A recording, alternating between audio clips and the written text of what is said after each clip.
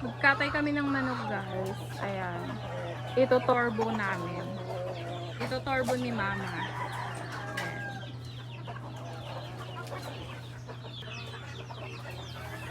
Papakita ko sa inyo kung paano ni Mama i-turbo yung chicken. At paano niya titimplahan. Ang sarap nito, guys. Grabe. Ayan. So, ayan yung napili ng asawa ko, guys. Sabi niya maganda daw. Nahinayang na naman siya. Oo, maganda. Kaya na.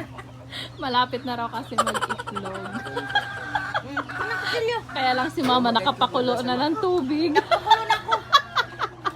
Ay, hindi. Hindi ko na ipapakita sa inyo, guys, kung paano siya katayin. Kasi alam niyo naman, sa Muslim, dinadasalan mo na yan para maging halal yung pagkatay. Tabaw. Hinuhugasan mo na ni Mama, guys, bago lapuhan. Yan, hugasan, lahat ng kasingit-singita ng manok.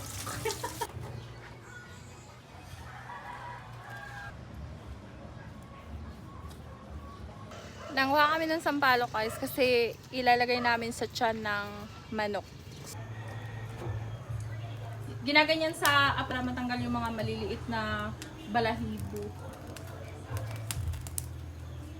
So habang inaano nga ni Mama yung manok, ako naman ay ito, naghihimay ako ng sampalok na ilalagay doon sa pag-marinate. Uy! May egg! So habang si Mama nga ay nagbabalahibo ng manok, ako naman ito nagre-ready ako ng mga sibuyas.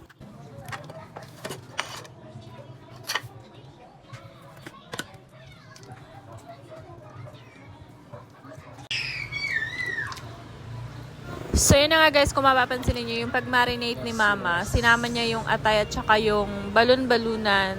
Ilalagay niya yan dyan sa loob ulit and then para masama pagluto. At yun na nga, guys, inilagay na ni Mama yung sampalok at yung mga ricado. Kailangan nyo siya, guys, anuhin ng kutsilyo. Ayan, para Pasok. mag-ano yung lasa ng... So, i-massage. Massage with love. Yan. Hagod-hagodin. Hagod-hagod. Pwede nyo siyang lagyan, guys, ng Sprite kung gusto nyo mas malasa. Ito kasi yung sa amin ay purong natural lang. Gawa nung, sabi ko nga sa inyo, ay isi-share namin sa inyo yung, kung ano lang yung nandyan sa kusina ninyo. So, para mas tipid. Hindi kailangan gumastos. So, ayan lang. Masarap na yan, guys.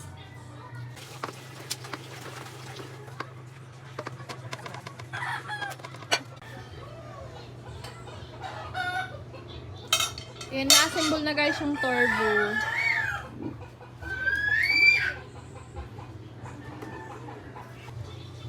So, yan na, guys. Lagay na natin sa turbo. So, yan. Isi-set daw yan ni Mama, guys, ng 20 minutes. 2 hours later. Nakalipas ang ilang taon. Luto na siya. Tikman natin, guys. Wow! Uy.